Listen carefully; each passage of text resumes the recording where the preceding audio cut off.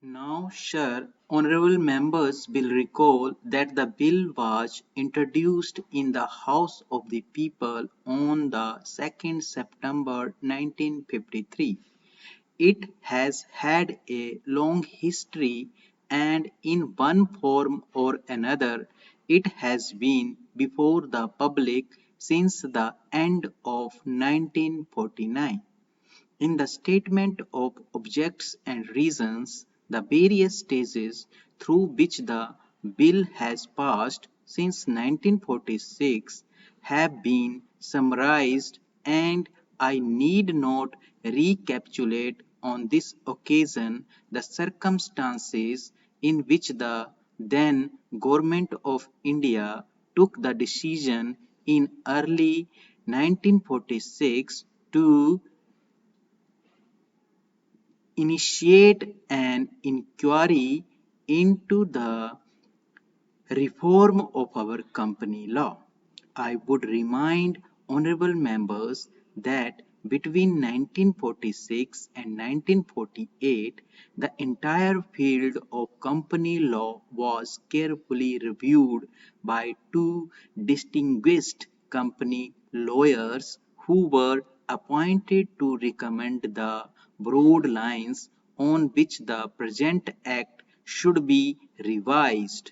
Their recommendations were examined in the then Ministry of Commerce, and certain tentative departmental views which emerged were circulated in a comprehensive memorandum to all recognized trade and industrial associations, bar associations, the high courts, and the state governments.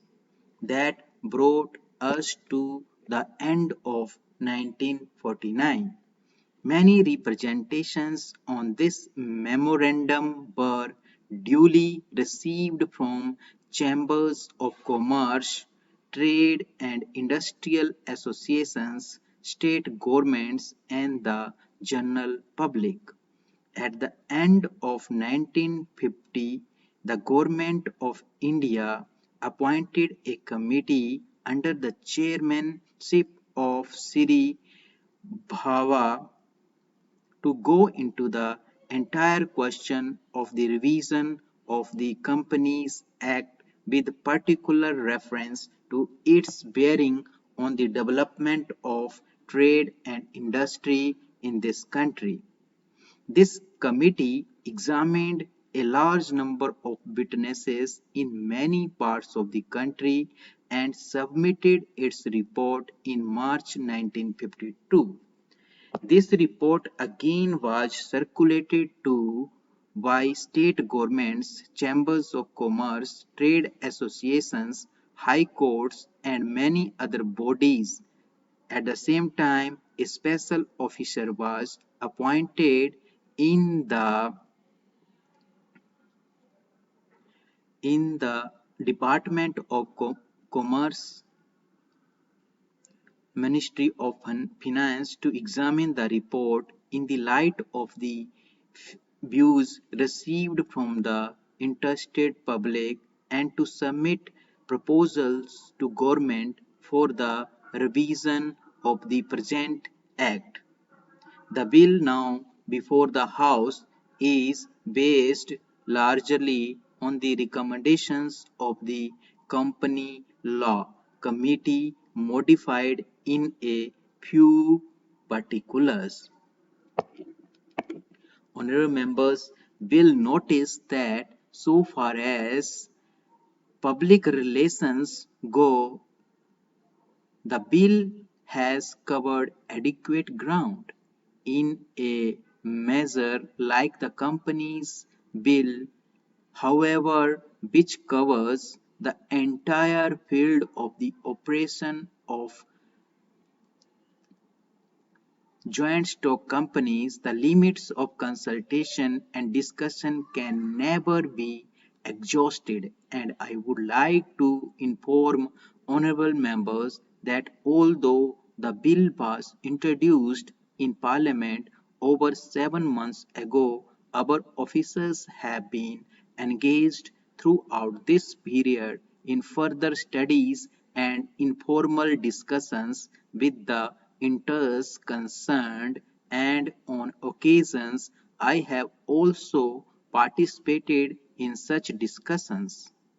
I have also given some further thought to some of the issues arising out of the bill, and I propose at the appropriate stage to bring before the Select Committee any changes in the provisions of the bill which seem to me to be worthy of consideration in the light of this further examination. No honourable members will have noticed that the bill contains 6 clauses and 12 schedules. I think it is probably one of the longest legislative measures in recent legislative history, but its size might be regarded as misleading unless I make a few comments.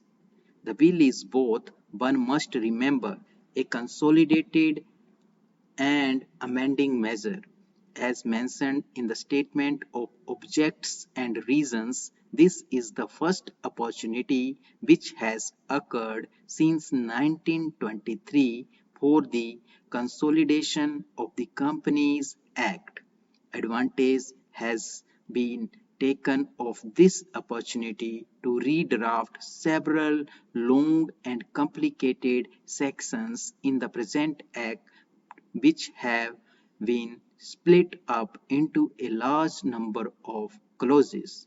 This is the largest single factor accountable for the increase in the number of clauses in the bill.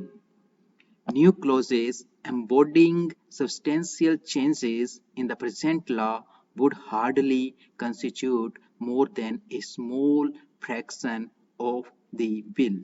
I would also draw attention to the structural changes in the bill to which a reference has been made in the statement of objects and reasons. The redraft of the bill and the rearrangement of the existing chapters in the Companies Act in a more logical order have, I think, resulted in a noticeable improvement in the form of the bill, and I hope will facilitate better understanding and appreciation of the scheme. I wish that the act which came into effect long ago was implemented properly.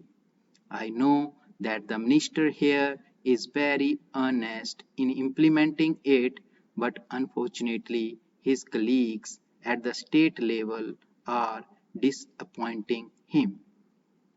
Unfortunately, no steps have been taken for trimming or toning up the administration at the state level and at the district levels.